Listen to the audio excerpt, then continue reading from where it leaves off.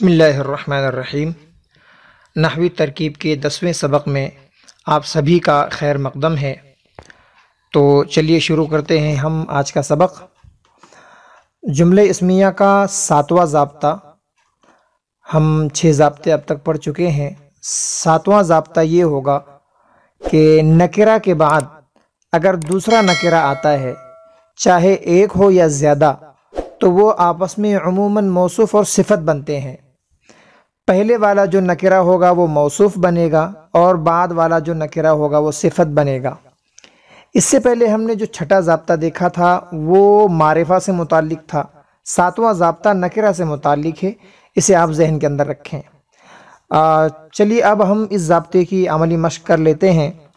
اس ضابطے کی جو پہلی مثال ہم لکھیں گے، ترکیب نمبر 1، زید رجل فاضل۔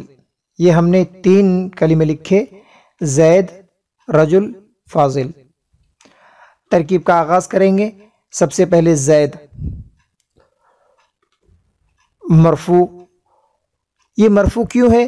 اب ہر ایک سوال کا جواب اب آپ کے ذہن میں خود آ جانا چاہیے۔ مرفوع اس لیے ہے کہ یہ مبتدا بنے گا۔ بھئی یہ مبتدا کیوں بنے گا؟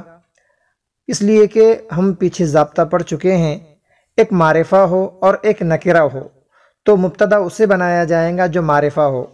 معرفہ کی 7 قسموں میں سے زید چونکہ عالم ہے اس لیے ہم اسے مبتدا بنائیں گے، اور مبتدا ہمیشہ مرفوع ہوتا ہے اس لیے اس کا اعراب ہوگا مرفوع۔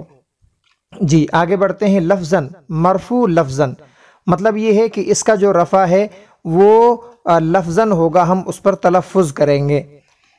اور تیسری چیز کی ترکیب میں کیا واقع ہوگا؟ جی یہ ترکیب میں مبتدا واقع ہوگا۔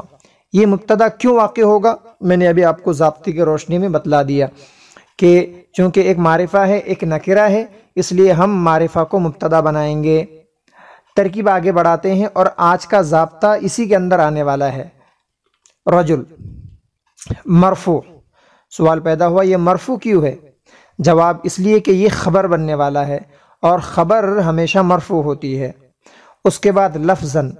لفظاً کا مطلب یہ ہوا کہ ہم چونکہ اس پر رفع کا تلفظ کر رہے ہیں اس لیے اس کا جو رفع ہے وہ لفظاً آئے گا۔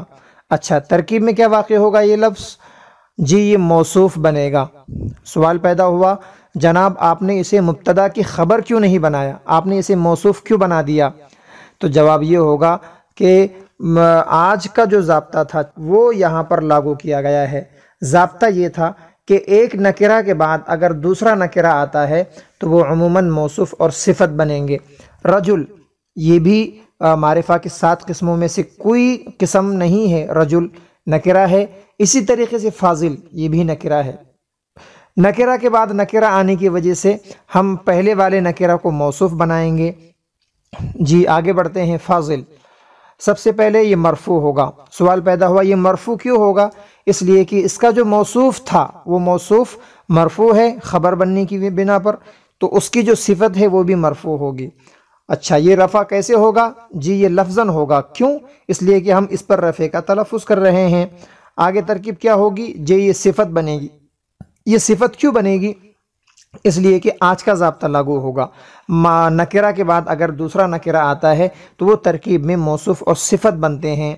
موصوف اپنی صفت سے مل کر خبر بنے گی، اور آپ جانتے ہیں کہ جملہ اسمیہ میں 2 ہی جز ہوتے ہیں، مبتدا اور خبر، چنانچہ نتیجہ نکلے گا مبتدا اپنی خبر سے مل کر جملہ اسمیہ خبریہ ہوا۔ اسی 7ویں ضابطے کی ایک اور مثال ہم دیکھتے ہیں۔ زید رجل عالم فاضل۔ زید اس کا اعراب کیا ہوگا؟ جی یہ مرفوع ہوگا۔ یہ مرفوع کیوں ہوگا؟ اس لیے کہ یہ مبتدا بننے والا ہے اور مبتدا ہمیشہ مرفوع ہوتا ہے۔ یہ رفع کیسے ہوگا؟ جی یہ لفظاً ہوگا۔ یہ لفظاً کیوں ہوگا؟ اس لیے کہ اس کی دال پر ہم رفع کا تلفظ کریں گے۔ زیدن ہم نے دال پر رفع کا تلفظ کیا اس لیے یہ لفظاً ہوگا رفع۔ ترکیب میں کیا واقع ہوگا؟ جی یہ ترکیب میں مبتدا واقع ہوگا۔ کیوں؟ اس لیے کہ ضابطہ اب پڑھ چکے ہیں، معرفہ ہو اور نکرہ ہو تو ہم مبتدا اسے بنائیں گے جو معرفہ ہو۔ زید چونکہ علم تھا، معرفہ تھا، ہم اسے مبتدا بنائیں گے۔ اچھا ترکیب آگے بڑھاتے ہیں۔ رجل اعراب ہوگا مرفوع۔ سوال پیدا ہوا کہ یہ مرفوع کیوں ہے؟ جواب یہ کہ یہ خبر بننے والا ہے اور خبر ہمیشہ مرفوع ہوتی ہے۔ اچھا، اب یہ رفع کیسے ہوگا؟ جی یہ لفظاً ہوگا۔ لفظاً کیوں ہوگا؟ اس لیے کہ ہم رجل کے لام پر رفع کا تلفظ کریں گے، رجلن، جی اس لیے یہ لفظاً ہوگا۔ اچھا، ترکیب میں کیا واقع ہوگا؟ موصوف۔ ارے بھائی کیوں موصوف؟ یہ تو خبر بننا چاہیے تھا مبتدا کے بعد۔ تو جواب یہ ہوگا کہ ہم نے آج جو ضابطہ پڑھا ہے، 7واں ضابطہ، یہ آج لاگو کیا گیا۔ کیا کہ جب ایک کے بعد دوسرا نکرہ آئے تو وہ عموماً موصوف صفت بنتے ہیں۔ رجل بھی نکرہ ہے، عالم بھی نکرہ، فاضل بھی نکرہ، 3 نکرہ ایک ساتھ آ گئے تو پہلے والے نکروں کو ہم موصوف بنائیں گے اور بعد کے نکروں کو ہم صفت بنائیں گے، اس لیے ہم نے اس کو موصوف بنایا۔ اچھا، عالم مرفوع۔ سوال پیدا ہوا یہ کیوں مرفوع ہے؟